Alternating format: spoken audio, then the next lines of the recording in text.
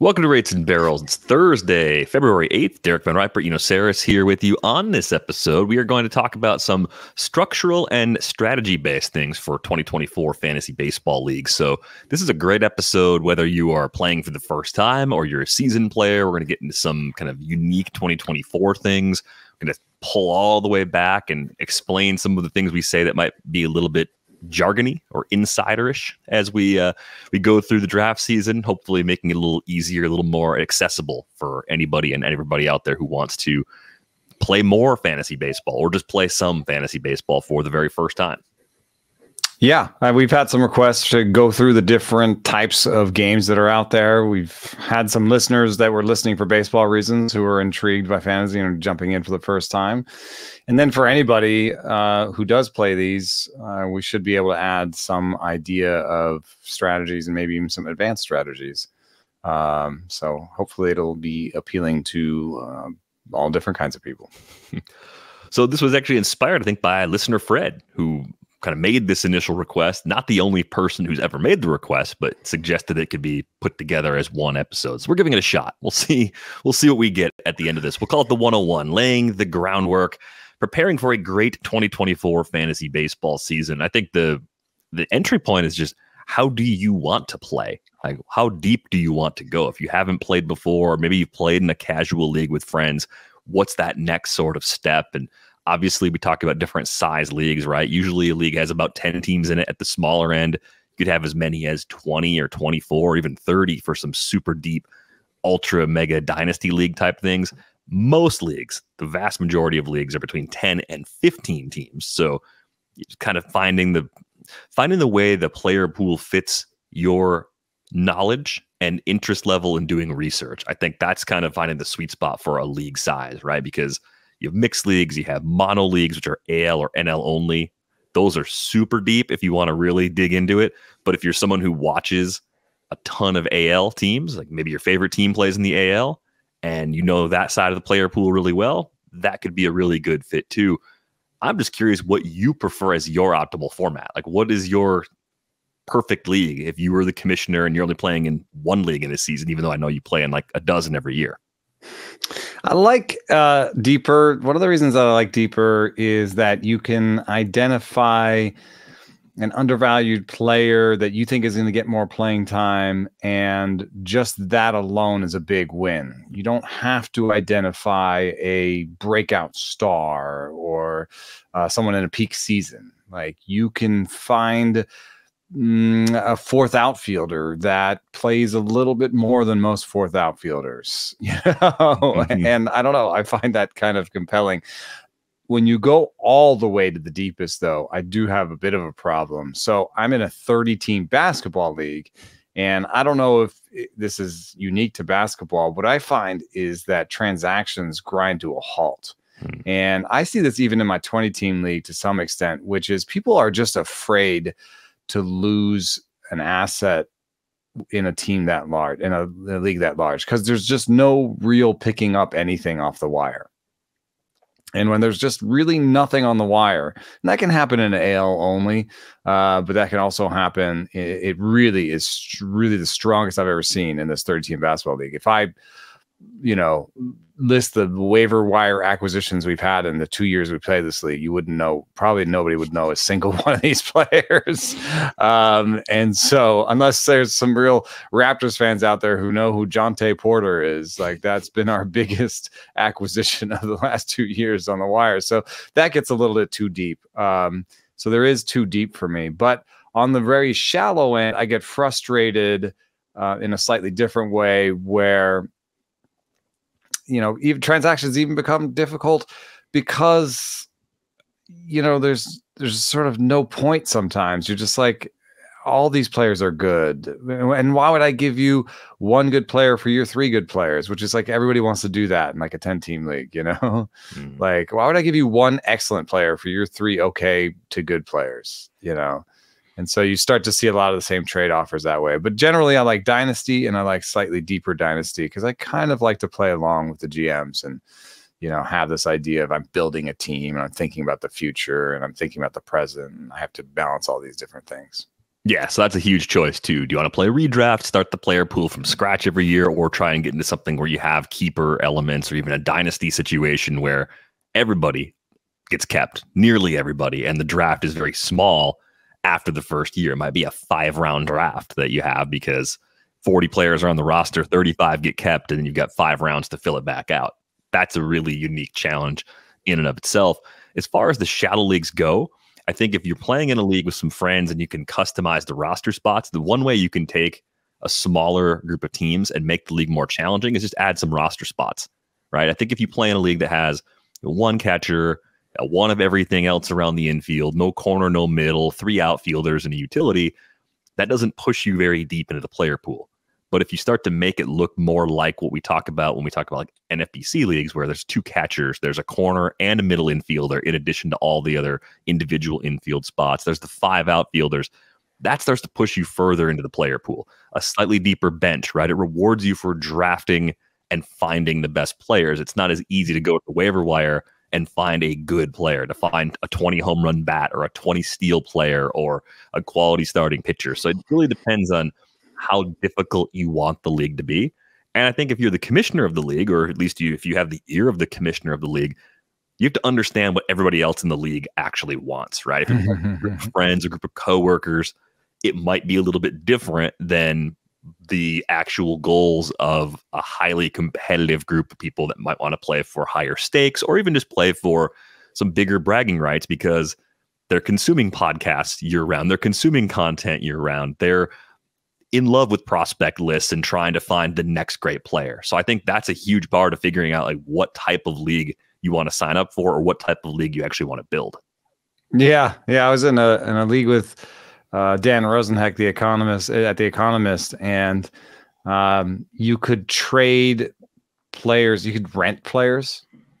So I could trade you a full season of, I think we did something where we had some sort of speedster. Like I could trade you a full season of Esteury Ruiz for like 2.5 months of Mike Trout. And that was one of the worst experiences I've ever had.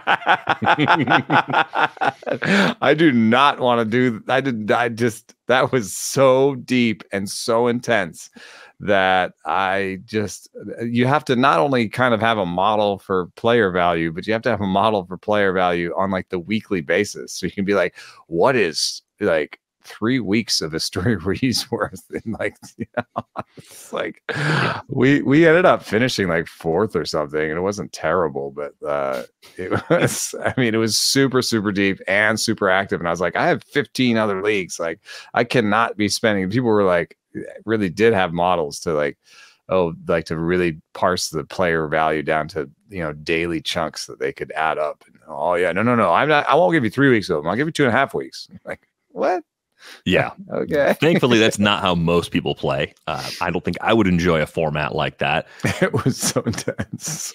So, but I think that on like a more relatable level for most people, what that is in a way a streaming league.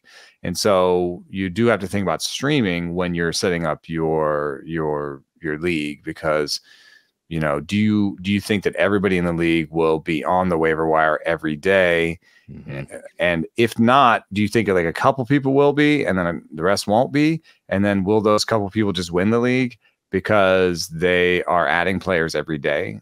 And if you have a set of more casual players that don't want to be on the waiver wire every day for 162 game season, then you have to put in things like innings minimum, which keeps people from basically doing full reliever strategy, or an innings maximum to keep people from streaming pitchers every day.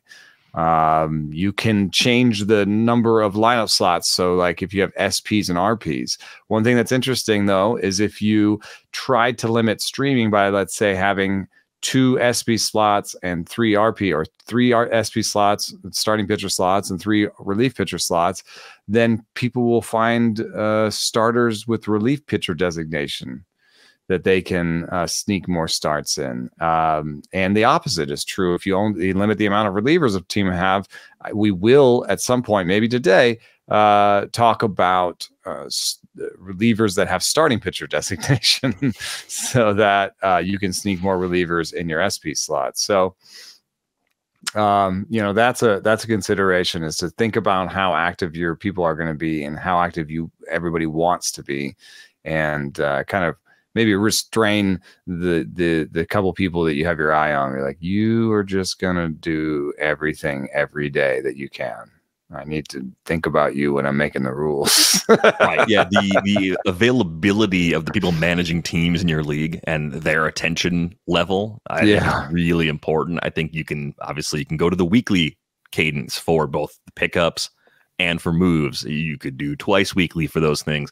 You also have to decide, do you want moves to be first come, first serve? Available players in the waiver wire. Is it just simple as first person to go get the player and add them, drop somebody else, they get them? Do you want a waiver system, or do you want to do a free agent auction budget where everybody has a separate budget for those pickups? Usually it's $100 or $1,000, and you have to spend a little bit of that money every single time that you want to add somebody. I think if you have people who are really into the whole process, then I think Fab is the most fair and equitable way to go ahead and distribute players in season.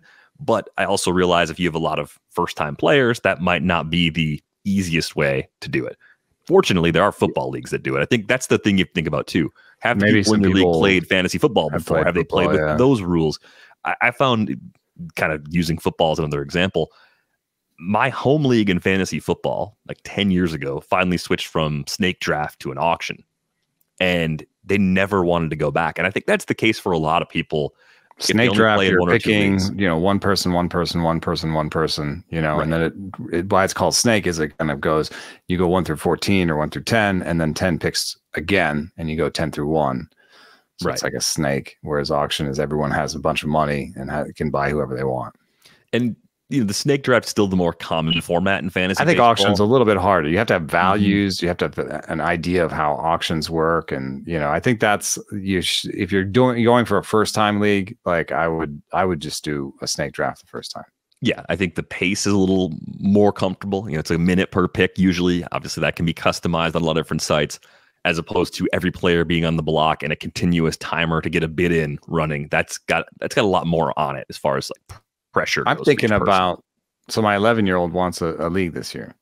What do you think is the absolute sort of easiest entry point for a bunch of 10 and 11-year-olds? I think head to head will keep their attention longer. Yep. I bet you weekly lineups is better. Yes, I think you'd start with weekly. Like 11-year-olds are not going to remember to set their lineup every night. Probably not. Yeah, so not the whole league, and then you're just kind of rewarding the kids that get glued to it the most, which probably makes it less fun for the kids that aren't as into it. How about waiver pickups? Maybe they just happen once a week, but once a Sunday week. Nights, and then you have to set your lineup by Monday. I think so. By Monday game time. Yeah. Or first game of the week, Monday, Tuesday. I mean, there's some flexibility with that, but yeah, I think about a kid's schedule though. Like if it goes through Sunday, then they go to school all day Monday. They run the transaction Saturday and have them make lineup changes on Sunday. It's a little different, but or do it, on the weekend. Do it Friday into Saturday. Like it doesn't have to be perfect. I think that's the funny thing is that we talk a lot on our show about the NFBC style leagues, right? That's a high stakes contest that a very small percentage of fantasy baseball players plays. It's super competitive. We love playing it. It's a great format, but it's not very approachable at first. So you just have to think kind of outside of those usual the people things. Who play it don't make it seem very approachable. And then just there's a fee for every one of the leagues, so you really have to be willing to lose your money. But the nice thing about it is if you're just looking at the NFBC, what they have, so they range from $50 entry fees, I believe. What are those called? They're called 50s or something, right? So if you look at they have a lobby where you can look at all the different contests they have. NFBC 50s are the lowest entry point that they offer. It's a 12-team league. And there's actually an overall competition that is made up of all the NFBC 50 leagues. So you're playing against the 11 other people in your league, plus everybody else in all the other leagues, which is common for the NFBC. It's a league that goes up against other leagues. So how you score against possibly hundreds or even thousands of other entries actually determines your prizes, even beyond what happens against the rest of your individual league. So that one's like, $50 to get in. 12 teams, 50 rounds. That's a draft and hold. So that's the other thing you have to keep in mind too when you start looking at different public leagues. Like it seems like monetarily, you're like, oh well, that's not that seems like a doable number, right? Mm-hmm. But then, you have to think about, you have to have the time to do a 50-round draft. Either sit down and do it for what, 2-3 hours. Sometimes there's slow drafts too. And then there's a slow draft, which is more doable in terms of like, you just have to, watch your phone and, you have like an hour or 2 hours to pick once you're notified. But that ends up being a lot of phone jockeying. Like when I'm in a draft like that, I'm looking at my phone a lot. So, you might want to just sit down and do it. But then you have to think like it seems entry level, but it's 50 rounds. So, and you have to buy, you don't have the opportunity to buy anybody. Draft and hold means you're not picking up anybody during the season, which is easier during the season. You don't have to like think about pickups. All you have to do is set your lineup once a week. And that makes it sort of easy, but you have to think at the beginning of the season about all the different players you might want to have, And so, just a little bit of draft and hold strategy here. I've got my team here that I drafted early in the season. So this is, you see here, like I've got 4 catchers, Yainer Diaz, Patrick Bailey, Christian Betancourt, and Christian Vasquez. The reason I did 4 was that I thought Patrick Bailey was an iffy second one.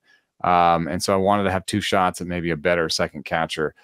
You can get by with 3 catchers. So if you're doing this, 3 or 4 catchers, that's the thing that you want to do. And then I have 4 first basemen: Vladimir Guerrero, Paul Goldschmidt, Elu Harris Montero, and Ryan Noda.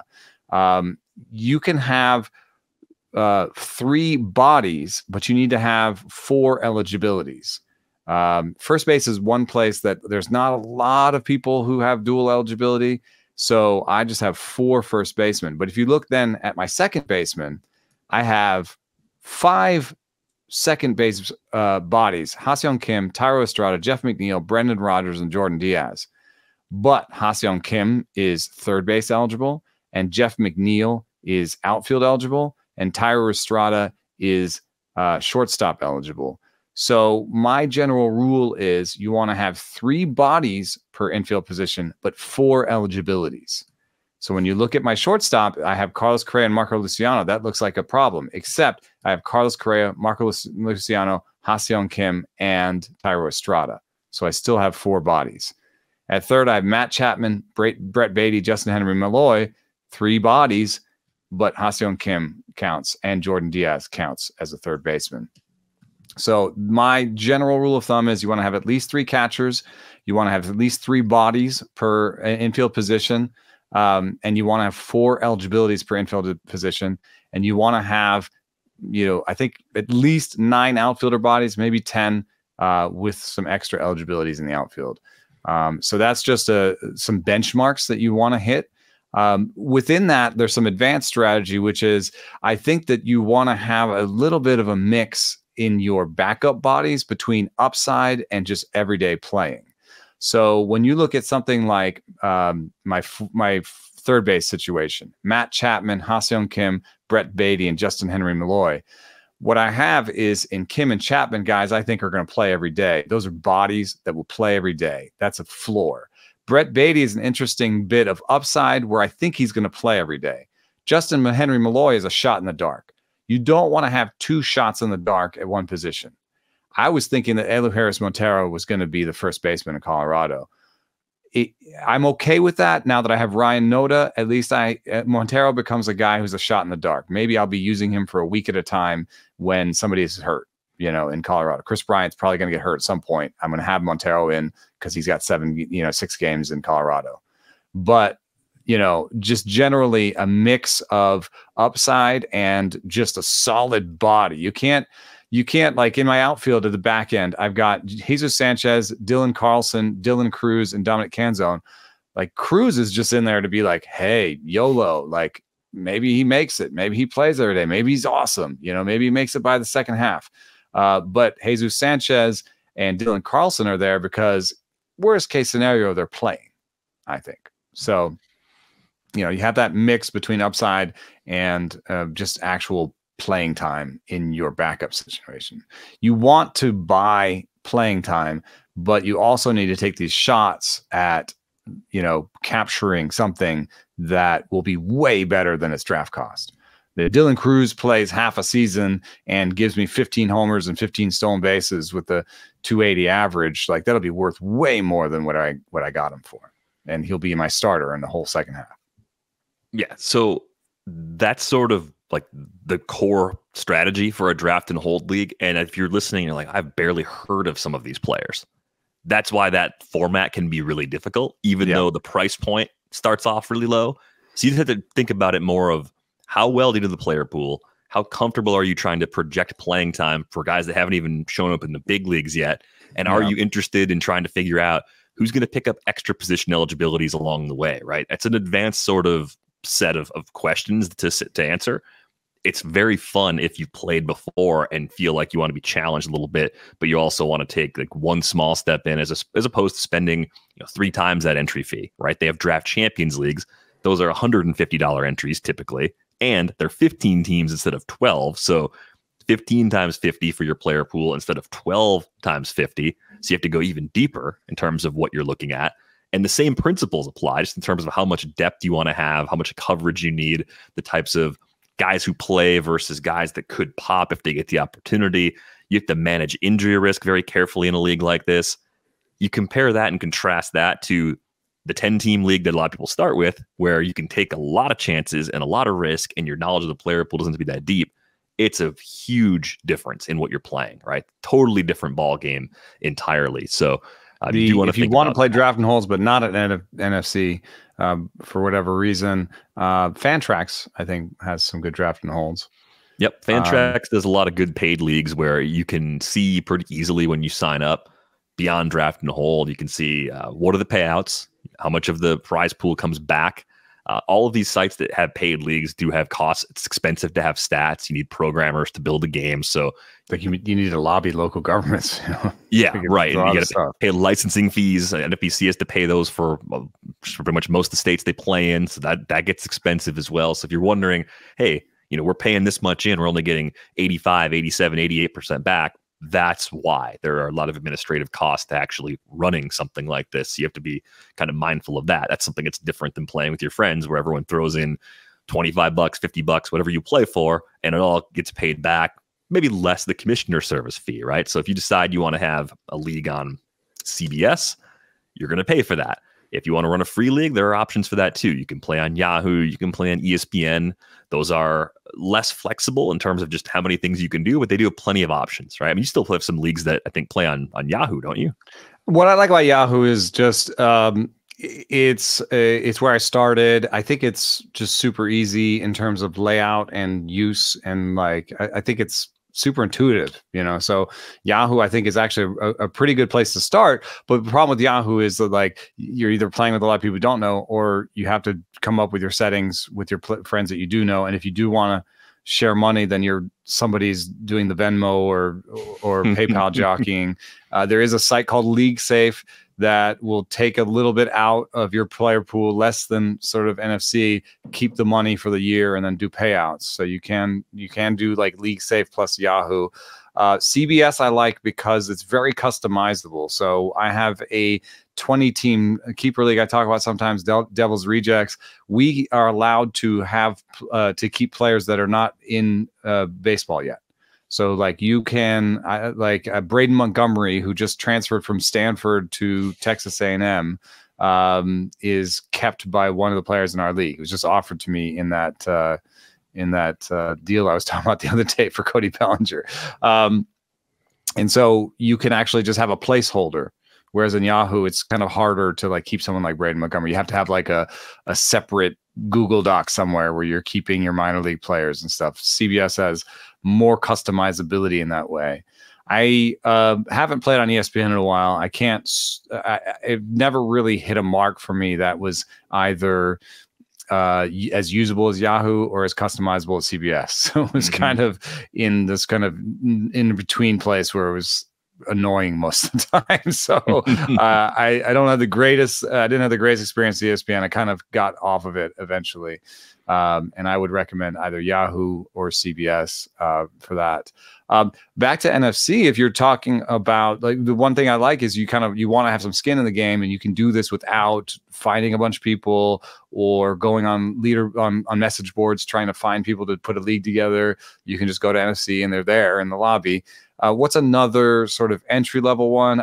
What is the amount of money you have to put down for a satellite? Because I think satellites can be 12 or 15 team leagues, but they're not draft and hold, so they don't go all the way down. They're basically more 25 round drafts, where then you have to you have free agency, and you have to do weekly lineups, and it mimics their biggest games, but it's a smaller entry fee. What's their entry fee for a satellite?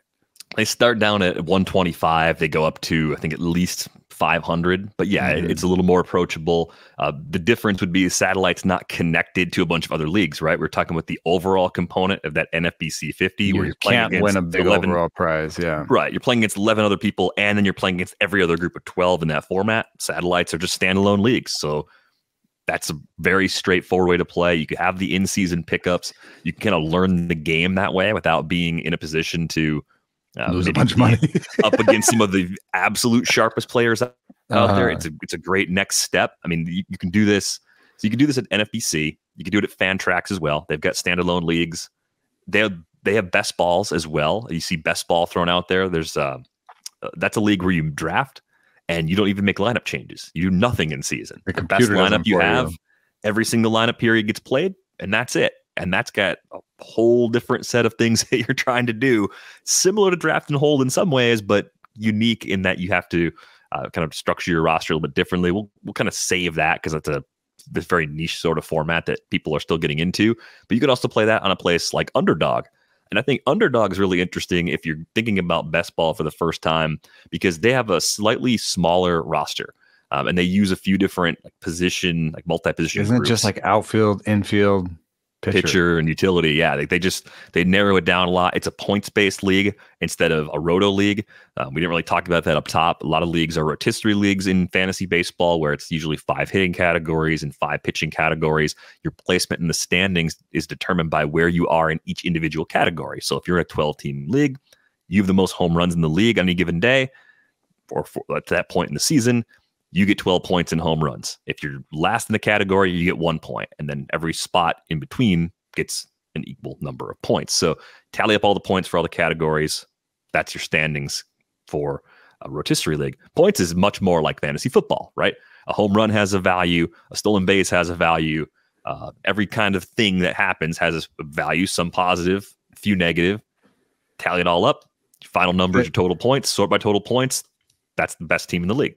The nice thing about points leagues is, in some ways, it can approximate what's happening in the real game better, because you can assign points based, like walks will have a point, whereas they may not have a point in a 5x5 category that only values home runs, stolen bases, runs, RBI, and batting average. So you can approximate the big league value better. One thing I don't like about it is if you're in a league with trading and you have points, I think that people will get hyper fixated on the points, and it's very hard to make trades because people are like, well, why would I trade this guy who has more points for your guy who has fewer points? Or, like, why are you offering me this guy with more points for fewer? You know what I mean? Like, players end up having just like one number associated with them.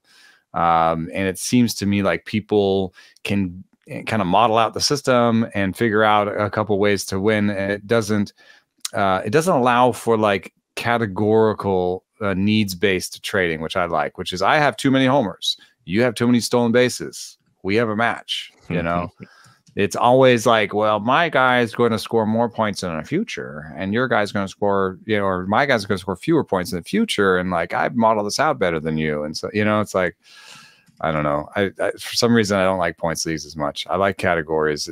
I think it leads to more interesting back and forths between managers, needs-based trading sort of idea. Yeah, I haven't played in points leagues in a long time. I don't enjoy them as much as I enjoy Roto. I think the reason why I enjoy a rotisserie league more is it generally forces you to have a more balanced roster. You hear people talking about punting a category. That's just basically saying I'm not worried about saves. I'm not worried about steals. It's usually one of those two categories. Way easier in a points league when you can just get a reliever that gets points without saves, you know? Right. It's kind of baked into a points league. In a Roto league, if you do that, it's a very risky strategy and it really limits your overall ceiling. Sometimes it works and sometimes it makes sense just based on something that's happened on draft day, or maybe you lose. Or the deeper your league is, the more it makes sense to punt a category. Right. But generally, you want to try and be competitive in every category in a rotisserie league. And I like that challenge. I just think that's kind of how my brain works. And you can tweak the categories. If you don't like batting average, you can use OBP. If you don't like wins, you can use innings pitched. You can make it bigger. You could have 6 hitting categories and 6 pitching categories. You could go 10 by 10 if you really want to. I don't play that way. Some people love it. They have their reasons. When you start having tons of categories, it almost gets more like a points league where you kind of, it just blurs and you're like, I just need good players. I can't, what am I doing here? I'm in one league, the Pitchfork League that I talk about sometimes, where we have like OBP and slugging, but also Ks by the batter. And I think it's like 9 by 9. So it's like 9 categories in each. And it's so hard to build a good team, which I guess that's cool. I like that. And I get that it makes it harder because you can't, like, think about how hard it is to get stolen bases with a really good OBP and slugging. Mm-hmm. You know, like, and so if you do put a guy like Ruiz on that team, you really take a big step forward. We've talked a lot about how to use a guy like Historia Ruiz on this podcast, but like in that league, it's very hard to use him. Plus, that league is both head-to-head and Roto. And in head-to-head, you're just thinking about how do I win this week? And in rotisserie, you're how do I win the year? And so you could have like a Ruiz on your bench. It's like, I need to win stolen bases this week. And you could win the week and be worse for the year by playing that player. So there's lots of different ways that you can play around with your settings. Each time you do it, you have to try to think of the unintended consequences. If you're if you're a commissioner that's about to put the league together and you're thinking about these things, each time you do something, you have to think about that most active player in your league, the least active player in your league, like what kind of workarounds, what kind of not cheats, but what kind of workarounds that people could do with the different settings you're putting into place. I would try, if you could, to look back at a previous season or even more than one previous season and look at the rules you had versus the rules you're thinking about implementing and just see what changes in the valuations of players. Who ends up moving up? Who moves down? Does it flatten things in a way that makes it viable to use different strategies? Like, what did those changes actually do based on some of the recent seasons? I think that will give you a better idea of the categories you might actually want to add to your league, as opposed to just getting a little click happy when you got the commish tools and going to the 8 by 8, 9 by 9, 10 by 10 range. I feel like it's not necessarily something I want to do.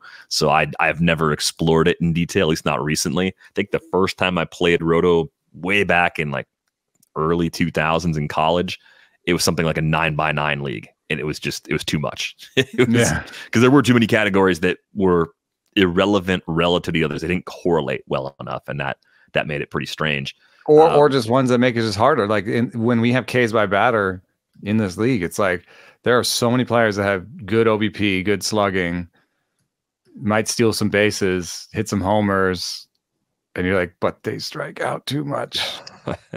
And you're just like, I can't play that guy. I can't play a 30% strikeout guy in that league. Yeah. Unless I have like 2 10% strikeout guys. The other sort of logistical question, where you prefer to play and how you prefer to play, it does come back to stakes, right? We kind of talked about some of the lower entry options that they have both at the NFBC and even at FanTrax. You can start much lower. I don't know if I mentioned it. Underdog's best ball stuff starts at like $7 or $8, much lower than the others. So very approachable. The rounds are really short, right? Like you're almost doing, like you're just picking 10 players or 15 players or something. What isn't it? 20 players, and I want to say it's a smaller number of teams than some of the other best ball formats too. So 20 players. players and like you're only starting 10 or something. Mm-hmm. So, yeah, moves pretty fast. Now, the higher stakes stuff, right? I mean, for me, I think you could reasonably say that a $350 entry fee is actually higher stakes. It's not the highest stakes, but for a lot of people, $350 is more than they've ever played for. For a long time, that was the highest I'd ever done. Something like that. Yeah, and that gets you into something like the online championship over at the NFBC. That's a 12-team league, 30-round draft, 5x5 roto with moves. You got your individual league prizes, which come in at like $1,400, I think. Big prize pool for the overall contest, playing against everybody else who also is in the online championship. It's a fun way to take that kind of second step towards playing in the higher stakes. I think it's similar to a lot of the leagues people play in like, before they go into high stakes. Like, 'cause a lot of people play 10 and 12 team leagues. We learned that from our listener survey last year. If you make the leap all the way up to something like the main event, which is 15 teams and a $1,750 entry fee, you are in a completely different place than what you were in your home league in most instances. So you really have to be careful about your league selection, not just from the entry fee perspective, but also just from the league structure perspective. Yeah. You know, just as an example of, you know, what you can do to be prepared for each of these levels, I think if you're doing a satellite league, and you just go in with the auction calculator values and a general sense of who you like, and you've just listened to, you know, this pod and you have some names, that's pretty fully prepared. I think you could win a league like that. If you're starting to go up to, more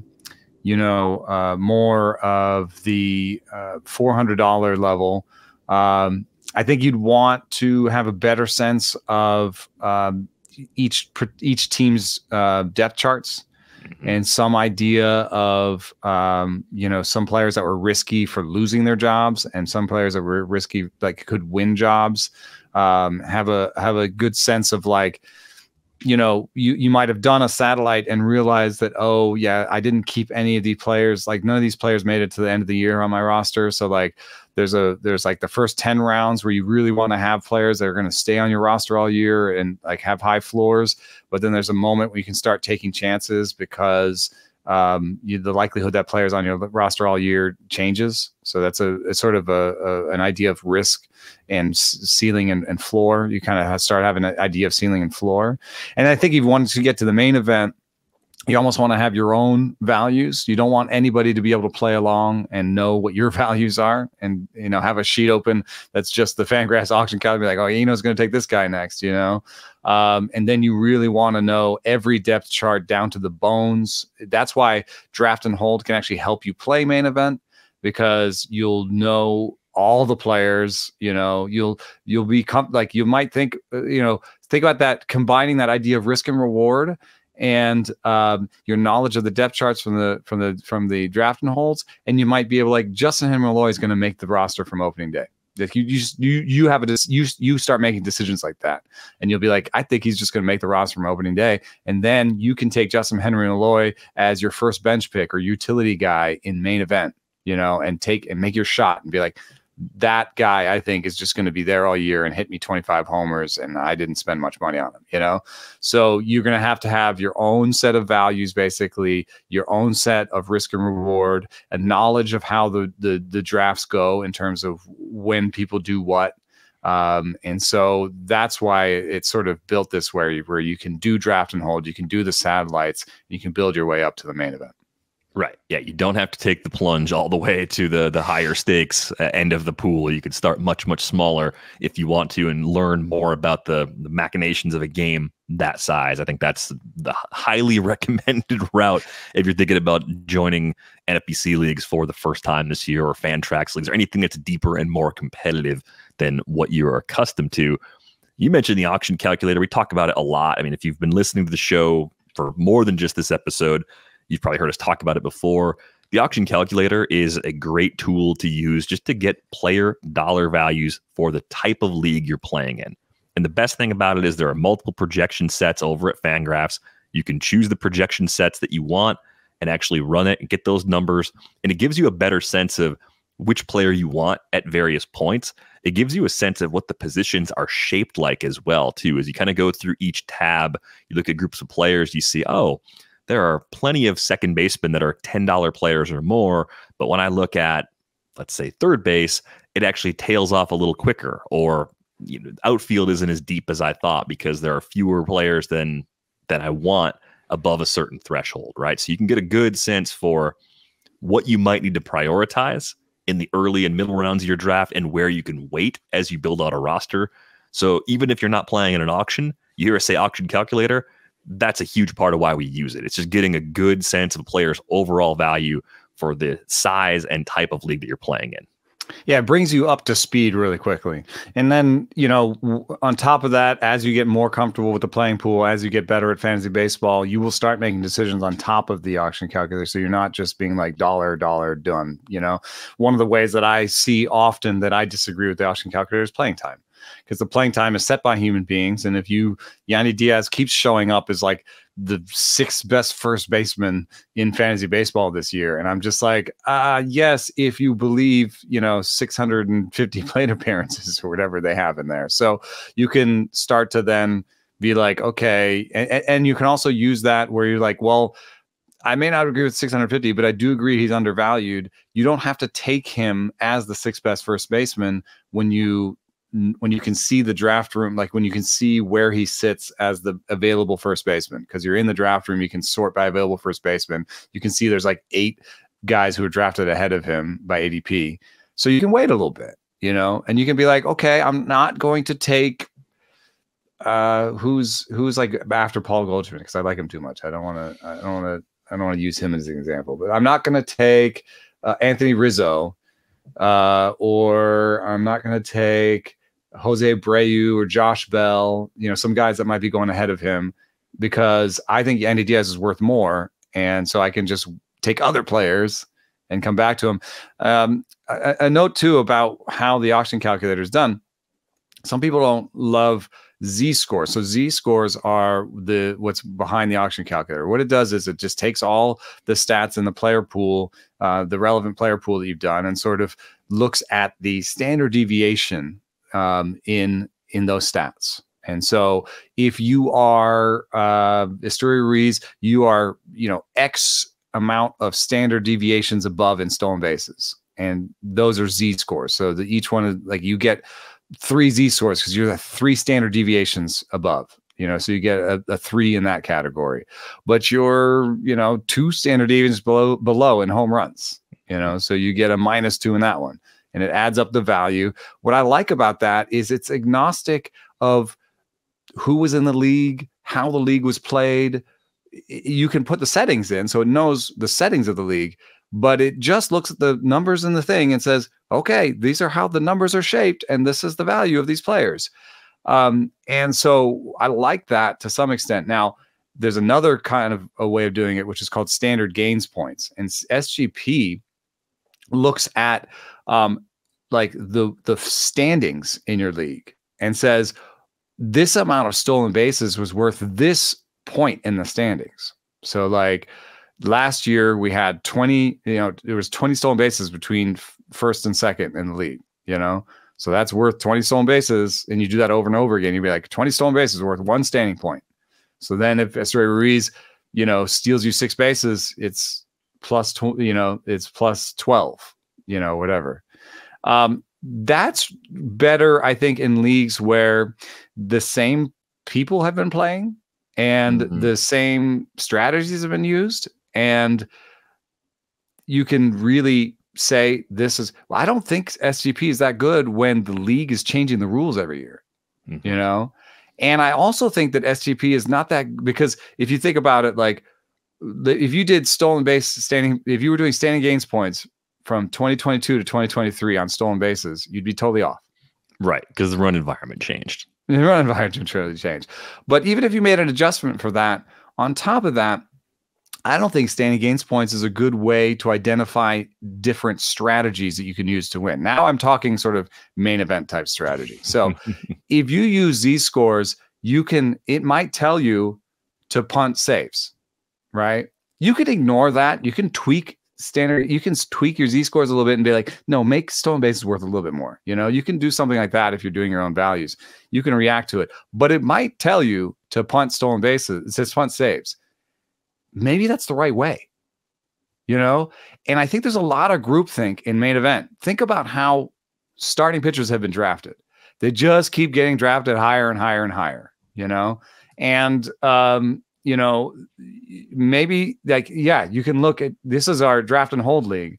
And, you know, this is actually not a great example because we only have one first round starting pitcher in Strider, but look at all the yellow in the second and third rounds. And there's a sort of, you know, I have to get an ace. And so you get this, I'm going to get a bat, and then I'm going to get a pitcher in the second or third round. And you can see just by the coloring right now, you can see all the yellow in the second and third rounds.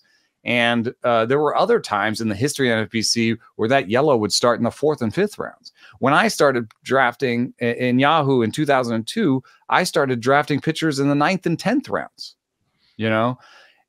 So there's been this general inflation. If you do Z-scores, it might tell you, don't do that. You know, I'm looking at the numbers. The Z-score says I'm looking at the numbers, and, you know, this pitcher is not worth this batter. You should take the batter. I think it's valuable to know that. Standing gains points will just tell you, given all the strategies that people implemented last year, you know, given the ways people played in this league last year, this is what you should do. Right. See, I'm kind of a Z-score guy. Well, I've thought more about standings gain points in season when I'm trying to catch somebody. Like, where can I actually do the most damage categorically? Which categories are bunched up more? Yeah. You know, what should I be trading for? What should I be comfortable trading away in order to then you know who you're playing playing against and what strategies other people are doing and what the standings actually look like, right? Yeah. You're not comparing it to some other satellite league that was played last year by other people. You know what I mean?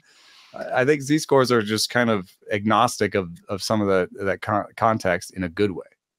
So 2024 is unique. Every season's unique, and we're projecting the future right now. We're trying to guess what the season's going to be like. We look back at previous seasons and we go, oh, 2023 was different because steals were easier to find, and aces that could strike guys out were more valuable because it was harder to post great ratios, right? There were certain characteristics that made players more valuable. And thinking about just the draft and hold board that was on the screen and how we don't, at least at this point in draft season, when it is more of that format and less like the main event where you have the in-season moves, I'm starting to wonder if there's an opportunity with Spencer Strider in particular. Like, if you're drafting in the first round this year, everyone's going to have a first round pick in a snake draft. If you're in the early part of the order, one of those first 4 or 5 teams in a 15-team league, let's say, there seems to be this consensus of 5 hitters going first and then Strider usually going 6th. Sometimes someone pushes Strider up. I actually think pushing Strider up earlier into that order is the smart play because of the way everybody else wants to build their teams. And I think part of the reason I think this is if you look at the gap between Spencer Strider as the best projected pitcher versus anybody who's projected next, whether it's Garrett Cole, Corbin Burns, Castillo, Kirby, whoever, doesn't matter who it is. That's a big gap, similar to the gap from Ronald Acuna, who's the consensus #1 overall player, to Julio Rodriguez or Bobby Witt Jr. or Corbin Carroll or Mookie Betts, right? There's this massive gap this year. And for the handful of early auctions that have happened, we're seeing numbers on Acuna and redraft above 60 out of a $260 budget. That doesn't usually happen. That's something that happens in a keeper league where there's a lot of inflation. Peak Mike Trout was like 40 and 50. Right. Because the projections we're seeing on Acuna coming off of the season he just had are just absurd. So I think Acuna is the consensus 1-1. I'm not fighting anybody on that. But I do wonder if people are overlooking the possible edge of taking Strider if they have that second pick. Because we had a few people ask us, what would you do if you had the second pick? And I think you can argue 5 or 6 different hitters in that spot. But the more I think about it, the more I'm tempted to say Strider might be the optimal play for this year. Yeah, it's interesting that there's a Z-score argument, man. The Z-score argument is that Strider is worth more than Julio Rodriguez. I mean, Straight up, $35, right. you know? And so I think that it's at least an interesting idea that you should kick around as a drafter. And then the nice thing is, you know, as you get more advanced, you can do a league where you try it before you do the main event. You know, you can do a satellite or, you know, that's what these sharks are doing. They've got, you know, 50 leagues, you know, they're just doing it over and over again. They're trying different strategies each time to see how it goes out. You can, even if you don't want to spend all that money, you can look at the ADP board and be like, okay, if I took Strider second, what would happen to me? What would be available to me on the way back? I'm looking at a Draft Champions League where Bobby went second. He went Luis Castillo, George Kirby, second and third. What was available to him at that time? He could have done Vlad Guerrero and Bo Bichette. If he'd gotten lucky, he might have been able to take Michael Harris and Bo Bichette. Well, that's actually pretty interesting. A Michael Harris and Bo Bichette combination would still give you a lot of power and speed and batting average. You know, you may be off a little bit in runs and RBI from, you know, your Rodriguez or Witt, but you wouldn't be that far off in terms of batting average, homers, and stolen bases. And you would have the best starting pitcher by projections in the big leagues. So, you know, there's certain, you know, that's why I like Z-scores. It unearths different strategies. It kind of shows you different things. I think standard gains points is too much like, this is how you won last year. And that's a thing that can happen too with looking at what happened last year and being like, okay, I'm making benchmarks. So in the main event last year, in order to get 12 points in each category, I have to do this, and this, right? And that's a good idea. You should do that. But again, the league environment's going to change again. So last year in draft and holds, 165 steals was good enough to get into the top end for steals, right? That's more than the year before. And I believe it's going to be even more this year, because if you look at stolen base success rates, especially on third base, they're 85%, and stolen base success rates over the entire league were 80%. What happens traditionally when your stolen base success rate is so far above the break-even point, which is like 70 to 75, is you keep stealing until you get closer to that break-even point. It's like, why not? You know, like, it's free money. You know, so if there's more stolen bases next year, then you really have to think, well, am I just going to stick with, and main events, you had to get 180 to get in the top. Are you going to say, well, I'm just going to get 160 and be good everywhere else and just get 5 points or 6 points? Or do I have to budget for 200 steals in this draft, you know? So you have to think about those things. So that's a way of kind of taking some of that standard gains points idea, which is what happened in these leagues before. You can do that. If you have that, if you're doing NFC, you can do it on FanTrax. You can do it in a lot of places. It's a little bit harder on like a Yahoo if you're just playing, you know, but you can do it in your own league. If you're just playing one league with a bunch of players, you can just look back the last couple of years and just what was good enough. You can combine that with Z-scores, and then you start to see some cool, you know, synergies of strategy, right? Okay, I needed this many stolen bases, but they're only worth this much in the auction calculator. Does that mean I need to, you know, just value them over what my auction calculator says? You know, do I just need to take stolen base guys higher than the auction calculator says? Or do I take this approach where I'm like, I'm fine with 5 or 6 points in that category. I'm fine with just being middle of the pack in stolen bases, not non-zero, and dominating everywhere else, you know, by using the Z-score strategy. Yeah. And my brain says my optimal approach is to not pay a premium for steals right now, to not worry about that early, to make sure that I'm more dominant in the power category, right?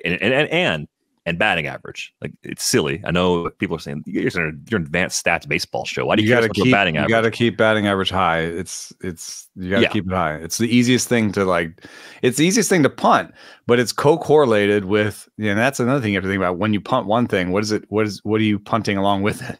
And I think you're giving punt up homers. Less. Never punt homers. No, because then you're punting RBI and runs, and then you're punting 3 categories. You can't win.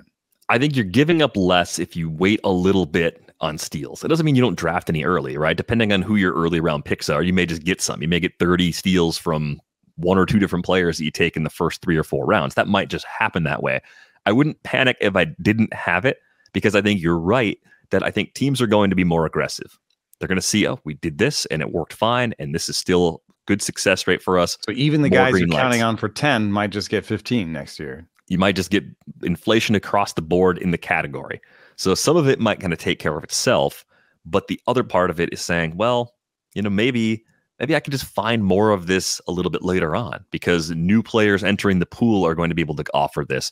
There are maybe some guys that don't hit for a lot of power available late that will run even more than they did last year, because they're going to realize, hey, I could add more value to my team than I have ever before. I could keep taking off, and it was easier than I thought last year, and they've been planning on it. They've been working on that part of their game. Have like 120, you know, like we used to do that. Well, yeah, like we used to have people like that.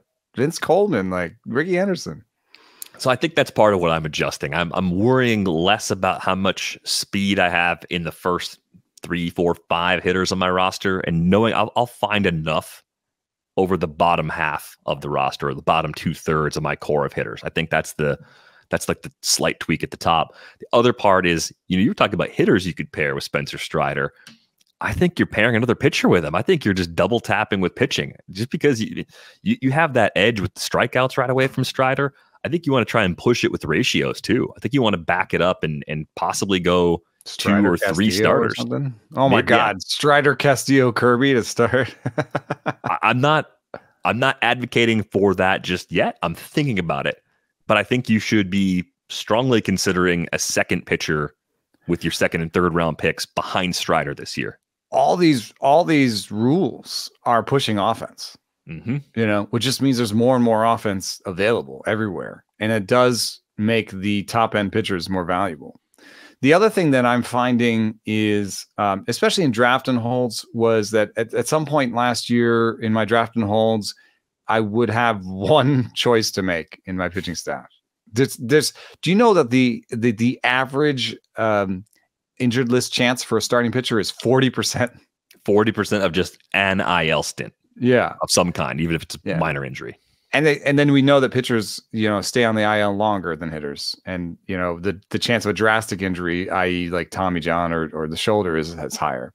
Yep. So so what I'm doing a little bit more of this year is concentrating on buying innings, and that goes a little counter to the Strider approach. I think it's an option on the other side of the Strider approach, which is just, let me just have a lot of credible options, you know, because there's going to be, if I get more choices on my roster of more credible starting pitchers on my roster that are going to be in a rotation, I will get Patrick Sandoval in Oakland.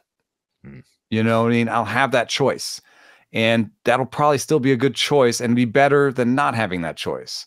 So in that same, you know, league that I showed earlier, you know, the bottom of my roster in terms of starting pitchers, you know, I've got, let me find me here. I've got Patrick Sandoval, Matt Manning, Joe Boyle, JP France, Paul Blackburn. You know, Spencer Turnbull hasn't signed yet, but and I also started doing some relievers that I know would play, so I'd have an option where at least in 1 week I'd be looking at Giovanni Gallegos, not as a closer, but as a pitcher who will pitch this year and maybe win a game or save a game, versus Paul Blackburn. Maybe this week he's at home, you know, versus Patrick Sandoval. I don't want these, you know, I want to have options. I want to have guys I want to have innings on my roster that I have options that I can choose between. And so injury risk is something that is hard to project, but is something that I want to think about, because I want guys that I think are going to be healthy and give me choices this year. Yeah, I think in draft and hold and mono leagues especially, those are the formats where my risk tolerance goes down. And I take some injury risk on, because I think there are instances in which we overestimate injury risk, and I try to buy in those opportunities. An example for me is Tyler Glasnow. I think people price Tyler Glasnow in their minds as though 160 innings are just impossible, and it's not impossible. It might be less likely than other pitchers in the range, but only by a relatively small margin, because as you just said, 40% of the pitcher pool ends up on the IL at some point, and a lot of those injuries are significant injuries. So I tend to lean into some pitchers like that, even in those formats. But the depth options, especially, I try to make sure I've got as much coverage as possible. Playing time becomes so important in those deeper leagues because your replacement level in a mono league is really low. It's hard to find anybody who's good on the wire. Sometimes it's even hard to find someone who's playing in an AL only or an NL only league. Draft and hold, you don't even get to make a move. So every time you lose a player for the season, fewer and fewer options, right? You might be taking on a lot of extra water with those ratios, having to play someone you don't really like skills-wise, or having to throw someone out there that doesn't even necessarily have a role. All of those things really start to hurt you if you don't build your depth up correctly in those formats. Yeah, and one other thing I noticed in draft and hold, just because I've done more of those so far this year than others, is that if you don't take players with multi-eligibility early on, you can fill your roster, but your options are worse, you know? And what I did with taking Ha-Seong Kim is just make sure that, and Thairo Estrada especially, is like, make sure that at shortstop, third, and second, I probably have a good option every week. You know, and so when I did another draft after that, where I didn't have as many multi-eligibles, and like Jake Cronenworth is like my only multi-eligible. And I think that's a good example. It's like, okay, well, in that league, I may end up playing Jake Cronenworth a lot. And, it made me use more bodies to fill the same slots and gave me less flexibility at the end of the draft, where I had to take a guy because he was the last shortstop left, or, I had to take a guy because he was the last guy who was going to play third base this year.